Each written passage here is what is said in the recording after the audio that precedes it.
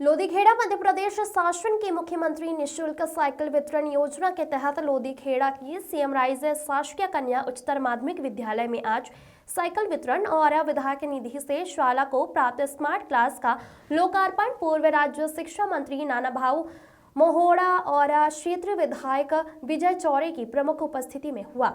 वहीं मुख्य अतिथि के हस्ते पात्र छात्राओं को साइकिल वितरित की गई और स्मार्ट क्लास की फीता काट कर शुभारंभ किया गया।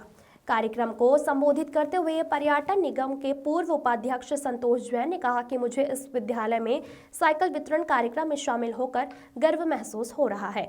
विद्यालय में पढ़ने वाली बच्चियों से यही कहूंगा कि सभी मन लगाकर पढ़ाई करें और आगे बढ़े। गांव से पैदल आने की जरूरत नहीं, अब साइकिल चलाकर बेटियां स्कूल पहुंचेंगी। मुख्यमंत्री निःशुल्क साइकिल वितरण योजना भी सरकार की एक महत्वाकांक्षी योजना है, जिसका उद्देश्य दूर दराज से आने वाले विद्यार्थियों का सुगमता के साथ स्कूल आ सके।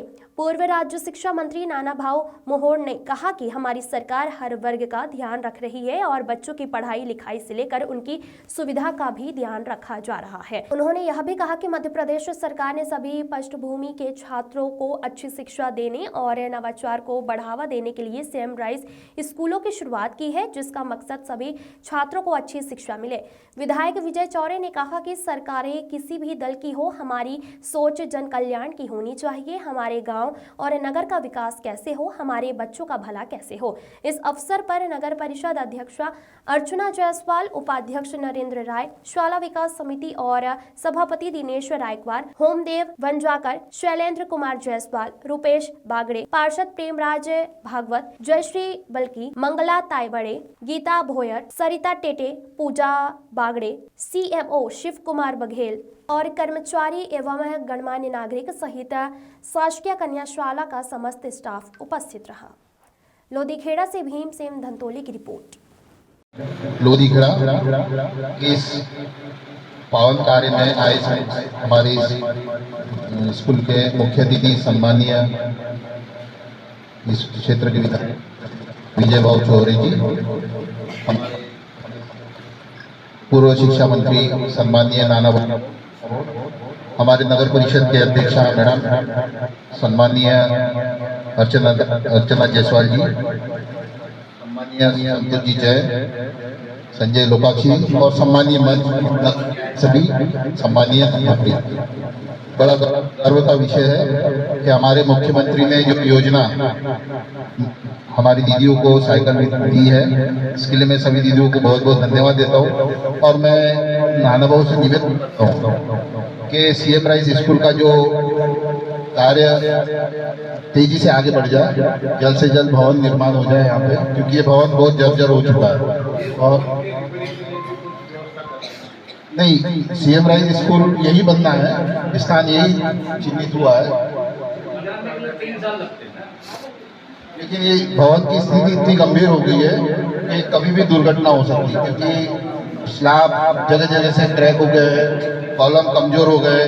जिस समय भवन बन रहा था तो शायद इसमें बराबर मटेरियल नहीं लगा हुआ, तो कभी भी दुर्घटना होने की संभावना रहती है। अभी बारिश नहीं है तो बहुत अच्छी स्थिति है अभी भवन की।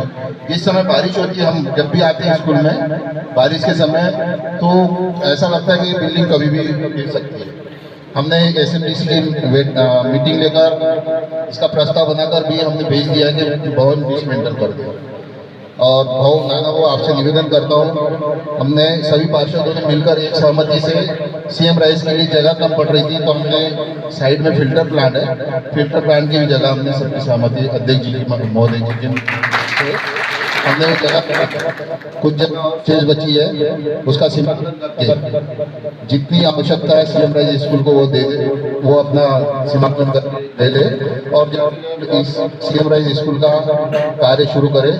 और मैं पुनः यहाँ पे उपस्थित सभी दीदियों को बहुत बहुत धन्यवाद देता हूँ और मैं इनके उज्ज्वल भविष्य की शुभकामना करता हूँ। जीवन के 15-20 साल जो आदमी मेहनत करेगा, जो बेटी मेहनत करेगी, जो बेटा मेहनत करेगा, वो जीवन के 50 साल अच्छे से जीवन यापित करेगा। और ये 15-20 साल में इस महत्व को हमने नहीं समझा, जैसे हमने नहीं समझा तो हम एडवोकेट ही बन के रह गए। नहीं और अच्छा सा समझ लेते तो आज समझ लो विजय भाऊ आईएएस तो होते ही पर नहीं समझ पाया। तो आपको समझना है, अब हमने तो गलती करी पर आप मत करिए। 15-20 साल केवल जो 15-20 साल जीवन के इस महत्व को, पढ़ाई के महत्व को समझेगा वही आगे बढ़ेगा और बढ़कर 50 साल आपके जीवन के आप कभी भी आपको जीवन में रोना नहीं पड़ेगा।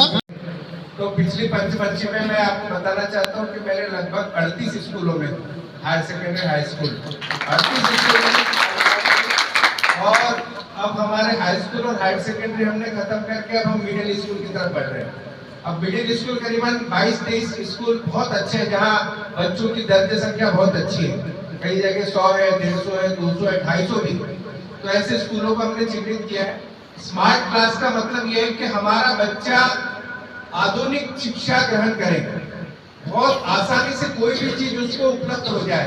आज हम सब देख रहे हैं, टेलीविजन देखते हैं, मोबाइल देखते हैं, कंप्यूटर देखते हैं, ये सब जो है आधुनिक शिक्षा का परिणाम है। और हमारे बच्चे स्मार्ट क्लास में पढ़ने के कारण और ज्यादा स्मार्ट होंगे। तो मैं तो सबसे पहले शुभकामना देता हूँ कि आप सब पढ़े, आगे बढ़े। और कई स्कूलों में मैं जब गया स्मार्ट क्लास का लोकार्पण करता हूँ तो वहाँ बताया जाता है मुझे कि बच्चों की दर्ज संख्या भी बढ़ गई, क्योंकि बच्चे इंटरेस्ट लेकर के पढ़ने के लिए आ रहे हैं कि कुछ अनोखा नया सीखने को मिलता है, बहुत आसानी से पढ़ा जाता है, आप हाथ से भी उसके ऊपर लिख सकते हैं बोर्ड पर। तो ये नई टेक्नोलॉजी, नई प्रौद्योगिकी जो है वो बच्चों के काम आए, आप सबका भविष्य मंगलमय हो। एक और चीज बच्चों को बताना चाहता हूँ कि आप सरकारी स्कूल और प्राइवेट स्कूल इन दोनों चीजों में भेद करना बंद कर दीजिए। आप बिल्कुल ऐसा मत सोचना कि हम सरकारी स्कूल में पढ़ रहे हैं तो हमारा भविष्य क्या होगा, हम कैसे आगे बढ़ेंगे। प्राइवेट स्कूल के बच्चे टाई सूट बूट बढ़िया बस में बैठकर जाते हैं तो उनका भविष्य अच्छा होता है, ऐसा नहीं, वो भी बहुत अच्छा पढ़ते हैं। प्राइवेट स्कूल भी बहुत अच्छे संचालित है हमारे क्षेत्र में, पर सरकारी स्कूल भी किसी से पीछे नहीं है।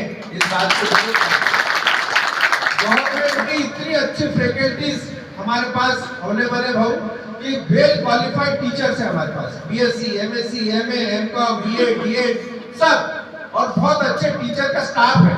बस एक चीज जो भाव ने वही है, मैं भी वही दोहराना चाहता हूँ कि आप शिक्षक जितने भी हैं थोड़ा सा दर्ज संख्या बढ़ाइए।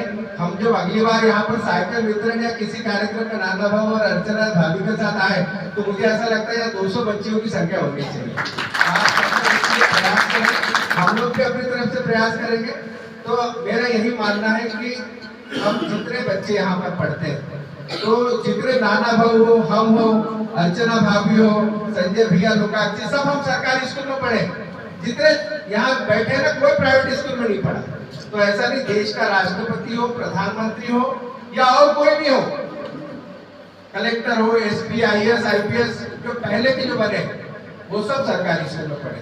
आप सब पेपर पढ़ते बच्चे, आप लोग पढ़ते बच्चे सब पेपर, टीवी देखते क्या, मोबाइल देखते, तो उसमें लिख के आता ना कि रिक्शा चलाने वाले पिता का बेटा कलेक्टर बना। कौन से स्कूल पढ़ता हूँ?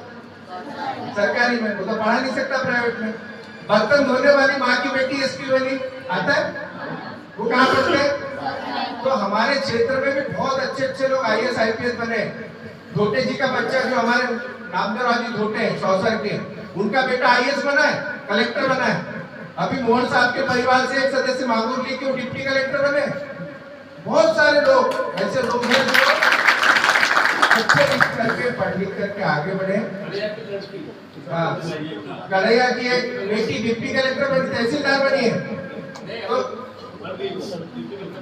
हाँ, तो ये सारी चीजें जो है इस बात को ध्यान रखो कि अच्छे पढ़ोगे, अच्छे पढ़ोगे तो आगे बढ़ोगे। आप सब लोग मन लगा करके पढ़ो। आप लोगों को होमवर्क देते टीचर करके लाते? ऐसा तो नहीं घर गए और बस्ता फेंक दिया? और जो टीचर को जो आपको समझ में नहीं आता टीचर से पूछो कि सर मुझे ये चीज समझ में नहीं आई, मुझे इसका गणित सिखाओ, मुझे इसका फिजिक्स समझाओ, मुझे इसका केमिस्ट्री समझाओ। ये सब बच्चों ने माता पिता के समान आपके शिक्षक होते हैं। कहा होता है ना, गुरु गोविंद दो खड़े काके लागू भाव और बलहारी गुरु आपके गोविंद दियो बताए। तो गुरु हमारे पूजनीय होते हैं और सब बच्चों को शुभकामना देता हूँ। आप लोग साइकिल कहाँ से कौन से गांव से आते हो? 3 किलो